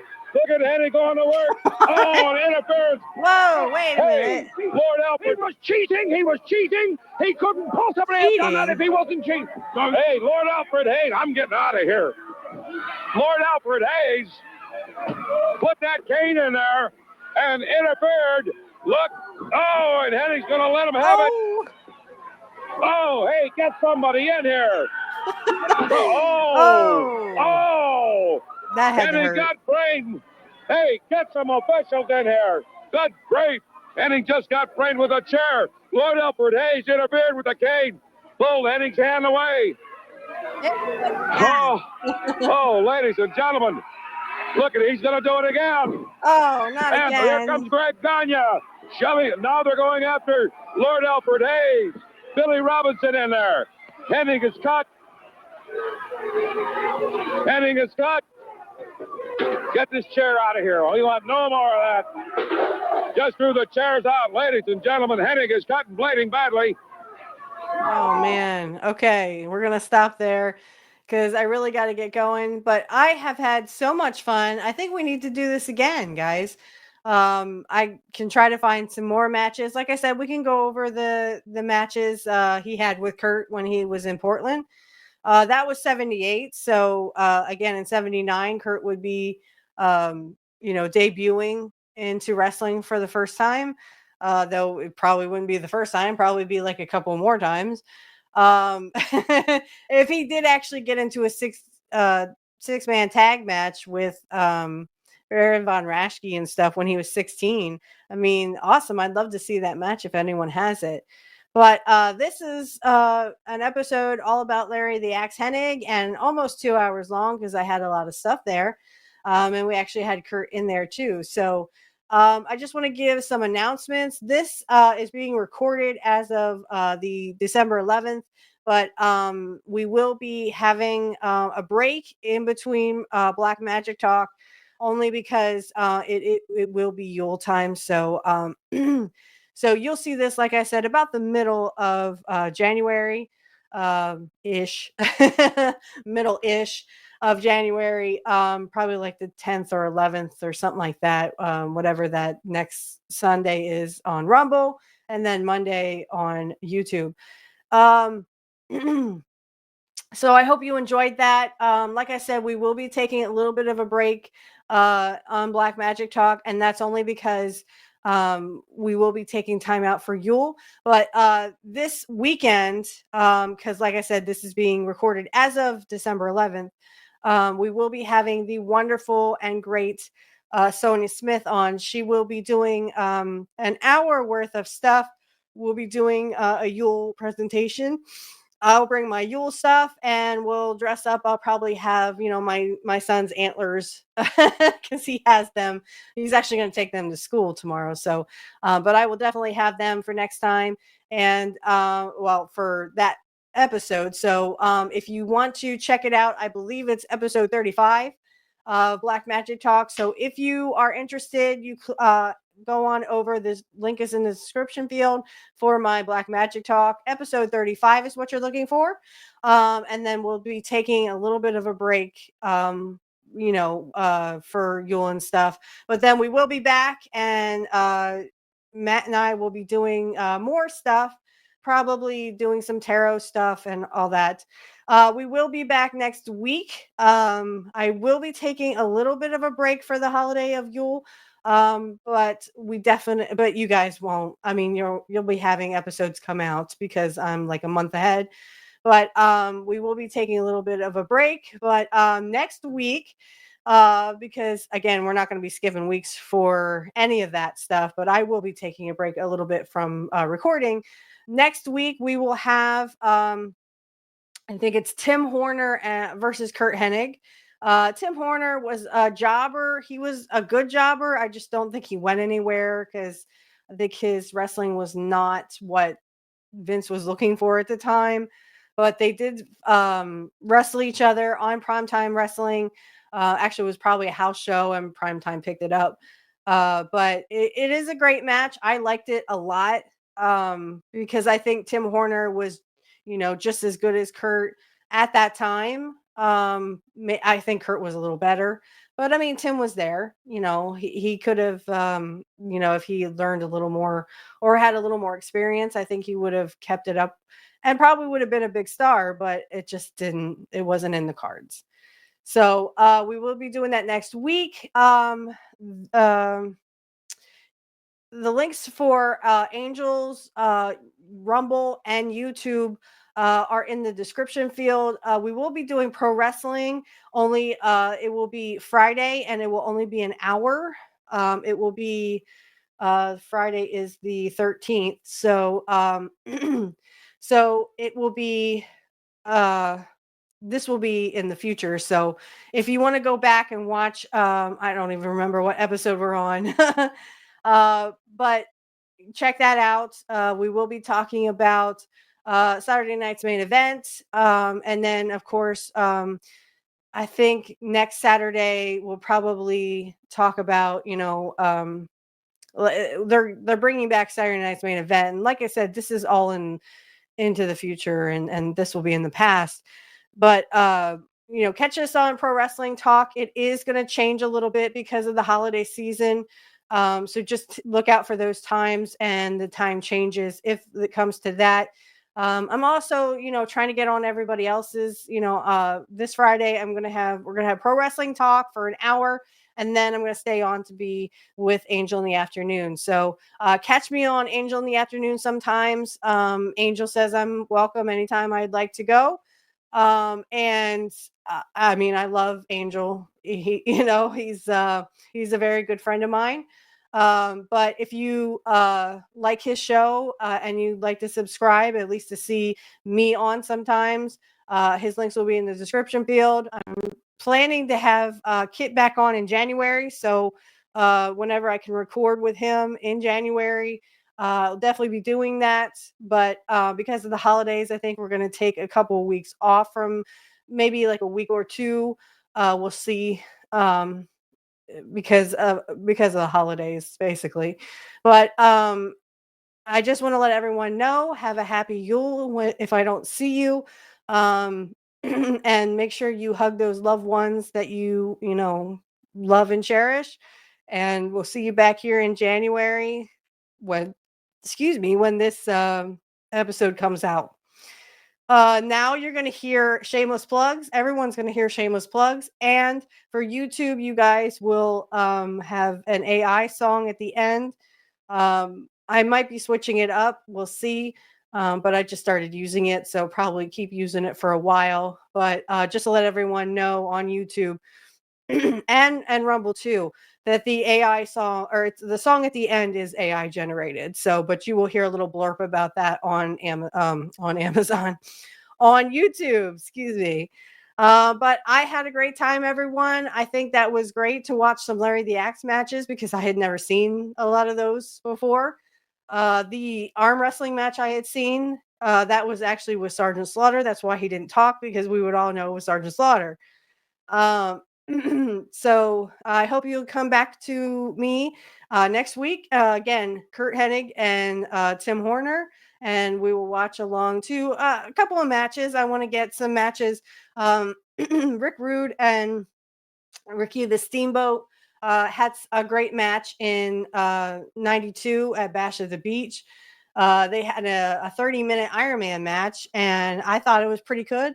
I couldn't find the whole match, but I will show some highlights. And it's such a great match. So we will definitely watch along to those highlights.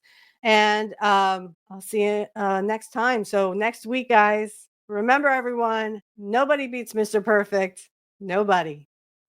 See you guys. Okay, guys, this is where we're going to do some shameless plugs here. So the first shameless plug, if you could please go over to my other show, which is Black Magic Talk. I will put the links in all the description fields. If you could just kind of browse it, if you are not only a wrestling fan, but you like Wicca or paganism, and you'd like to learn more about it. We just did some recent episodes. So if you'd like to hop over there, just click the link in the description field. If you would like to give to the Black Magic Talk Patreon, that link will be in the description field. And again, if you would like to have a tarot reading on the show, you can DM me on X. My link for that X will be in the description field. If you would like to do one off the show, you can also just DM me and I will give you my rate. My co-host is Matt Collins. He can also give you a tarot reading on the show or off the show. If it's on the show, all you would have to do is become a Patreon supporter for $5 a month. You get all kinds of perks. And again, we can let you know when you can come on the show. And if you'd like to do it off the show, Matt can definitely give you his rating for doing tarot. The next shameless plug I would like to do is, of course, Pro Wrestling Talk will always be on Saturday nights, 8 p.m. Eastern Time. it is scheduled to change, but Angel and I will let you know on the Wrestling X.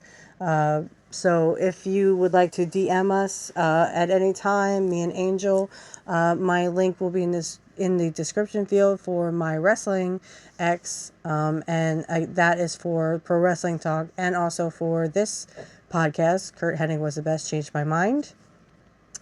If you would like to give to the Patreon, I have for Curt Hennig Was the Best, Changed My Mind. Again, you can go and look in the description field. It should be there. I have $1, $3, $5, and $10. The other show is just $1, $5, and $10. Or no, I'm sorry, it's $3, $5, and $10. I think. I'm not sure. I'd have to double check. But if you could give, thank you in advance.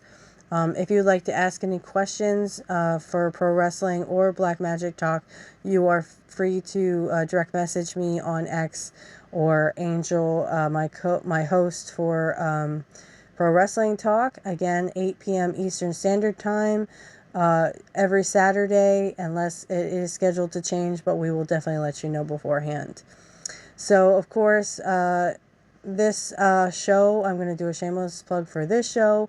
Again, $1, $3, $5, and $10 you can contribute on Patreon. If you would like to give on Cashapp, I will take donations on Cashapp, but direct message me on X if you would like to do that, and I will give you my handle. So if you have any questions like about the show or any technical questions, you can always direct message me on my X, and I will try to get back to you as soon as possible. The next shameless plug I would like to do is for Hardlands Media, Kit Cabello, someone I call a good friend of mine. Please check him out. He is Monday through Friday, 9 a.m. Central, and that would be 10 p.m. Eastern. So 9 a.m. Central, he is Monday through Friday, sometimes Saturday, depending on when you can catch him in a good mood for a Saturday brunch. If he does do Saturday brunch, I usually am sleeping or at work, so... but check him out. He's really good on politics, and I have the pleasure of calling him friend. Some more shameless plugs. If you could also subscribe to Angel in the Afternoon. He does a great job on politics as well. And that's Angel in the Afternoon, and he's usually on 7 p.m. Eastern Standard Time every Friday. That is also scheduled to change. If you have any questions about it, he'll usually let you know. And he will definitely, you can direct message him if you need to get a hold of him. The last one is Deconstructing. His name is Dave. I really recommend him too. He has a little podcast on YouTube. All you'd have to look up is Deconstructing Topics, and he does some really good stuff. I really recommend you guys check him out. Subscribe to everybody I just said here, and check them out. And remember, everyone, nobody beats Mr. Perfect. Nobody. Hey, Curt Hennig fans, just want to let you know that the ending outro song is AI generated. Again, it is AI generated. Thank you all for listening. And remember, everyone, no one beats Mr. Perfect. Nobody.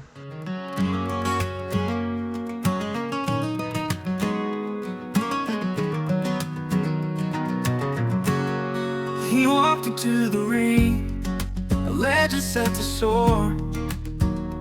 In the flashing lights you could hear the crowd roar.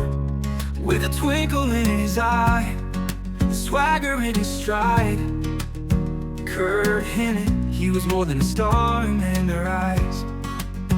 From the farms of Minnesota to the wrestling hall, he stood undefeated through it all. A father, a friend, a hero we'd see, perfect in the memories for you and me. He was Mr. Perfect, never missing a beat. With every match, he rise to his feet. Though he's gone now, a hero we'd see, perfect in the memories for you and me. In the quiet of the evening, stars shining bright, you'd hear tales of his glory, longing to the night. With a grip like a vice and a smile that gleamed, he lived every moment like out of a dream. His days in the sun and the nights in the cold, stories of Curt never grow old. Remember the laughter, the battles hard fought, perfectly missed but never forgot. He was Mr. Perfect, never missing a beat. With every match, he rose to his feet. Though he's gone now, a hero we'd see, perfect in memories for you and me. He was Mr. Perfect, never missing a beat. With every match, he rose to his feet. Though he's gone now,